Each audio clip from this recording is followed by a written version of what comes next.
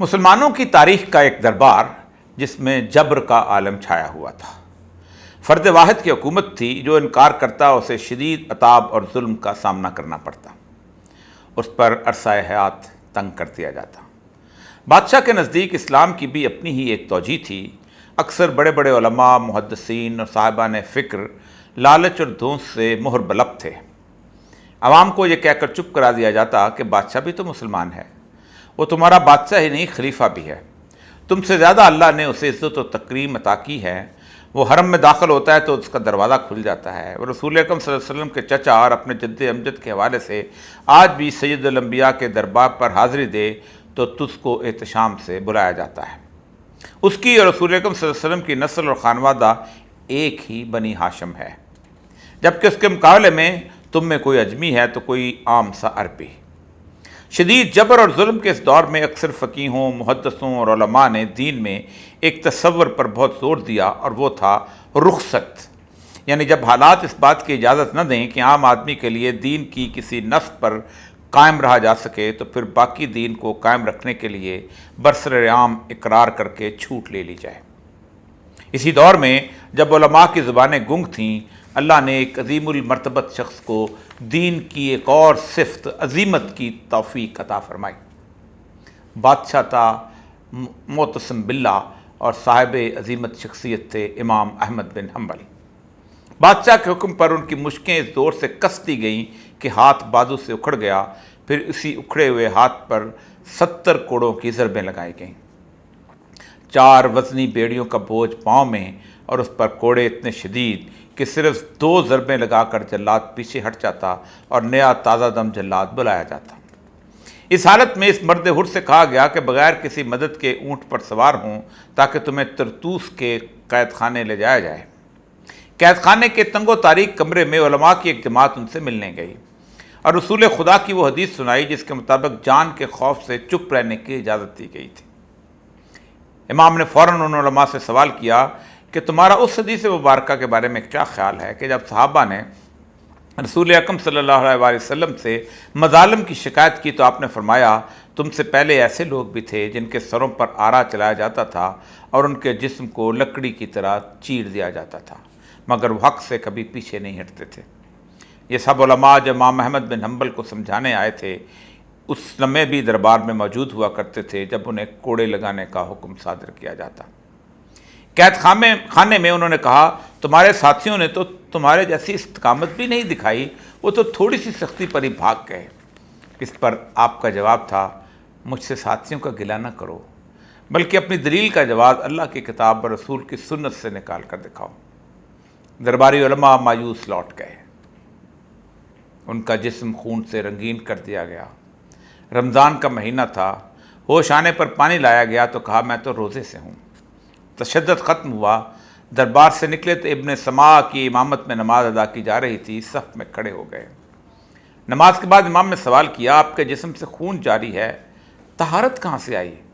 جواب دیا، حضرت عمر نے تو نماز کی امامت قاتل کے حملے کے بعد خون میں لت پت صورت میں کی تھی۔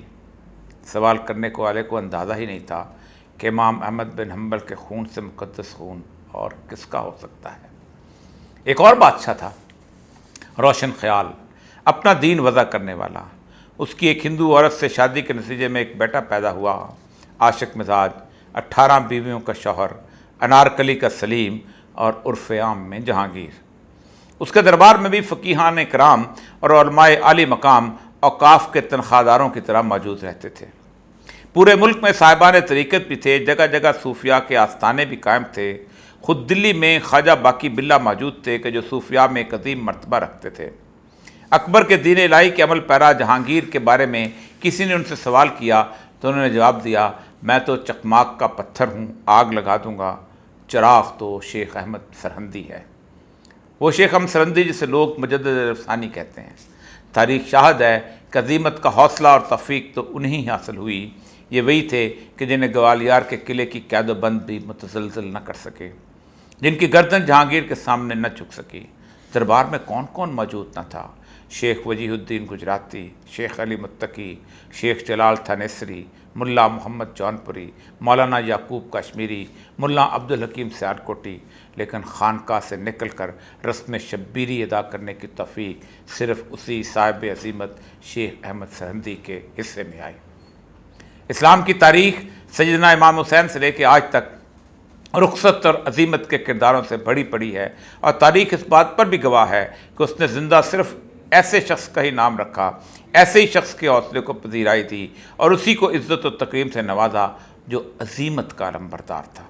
जबकि उसके बरअक्स उन तमाम अदवार के दरबारी उलमा के नाम आज तारीख़ के गर्द आलूद तस्करों में भी ढूंढ कर निकालने से भी मुश्किल से मिलते हैं। रुखसत का और अज़ीमत का ये बाब मुझे इस वक्त बहुत याद आता है जब लाखों के मजमा को मसवाकें तेज़ करते, अमामे और शलवारें दुरुस्त करते, चौक दर चौक सजदा रेज़ होकर दुआएं करते देखता हूँ। ये लोग ख़वास को अपने दरमियान पाकर बहुत खुश होते हैं, उसे अपनी नुसरत करार देते हैं। मुझे यह सब उस वक्त भी याद आता है जब मैं रंग बिरंगे कुमकुमों, सजी सजाई मुअत्तर महफ़िलों और खुशलहान नाच खानों की लय पर सर धुनते, नोटों की बारिश करते लाखों के हजूम को देखता हूँ। मुझे ये साहिबान अज़ीमत उस लम्हे भी बहुत याद आते हैं जब सरकारी सतह पर कोई उलमा व मशाइख की कॉन्फ्रेंस मुनक़्क़द होती है। वजारतों, सफारतों और गवर्नरियों के पीछे भागते हुए उलमा को देखकर तारीख़ के ये रोशन किरदार मेरी नज़रों में और भी मोहतरम हो जाते हैं। इमाम अहमद बिन हम्बल अक्सर कहा करते थे, अल्लाह इब्नुल हसीम पर रहम फरमा। बेटे ने पूछा, कौन है ये शख्स? कहा, जब मुझ पर कोड़े बरसाने के लिए रक्का के कैद खाने से बगदाद लाया जा रहा था तो ये शख्स रास्ता रोककर मेरे करीब आया और कहा, मैं इब्नुल हसीम हूँ, बगदाद का सबसे बड़ा चोर, 80 बार गिरफ़्तार हो चुका हूँ। मुझे इतने कोड़े लगे हैं कि जिस्म का कोई हिस्सा ज़ख्म से खाली नहीं है, लेकिन मैं जैसे ही कैद से छूटता सीधा चोरी करने निकल जाता। मैं चोरी में हमेशा साबित कदम रहा हूँ। देखो, कल कहीं रोज़े हशर अल्लाह तुमसे ये सवाल न कर ले कि तुम तो मेरी राह में एक चोर इब्नुल हसीम से भी कम साबित कदम साबित हुए। क्या ये सवाल मेरे आज के उलमा, फ़ुक़हा, सूफिया और खानका नशीनों से नहीं पूछा जाएगा? क्या आज का तागूत जो अमेरिका की सूरत हम पर मुसल्लत हो चुका है वो मोहतसम बिल्ला, अकबर और जहांगीर से भी ज़्यादा मोहतरम है कि इन सब की ज़ुबानें गूंग हैं?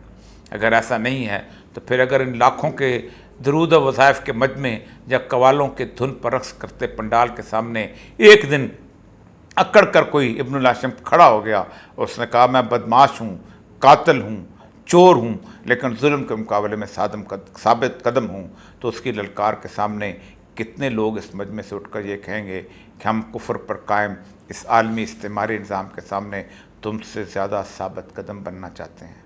हम अल्लाह के हुज़ूर शर्मिंदगी से बचना चाहते हैं। जिन माशरों में दीन के अलमबरदार मसलत का शिकार हों वहाँ हमेशा आमरीत रक़्स किया करती है।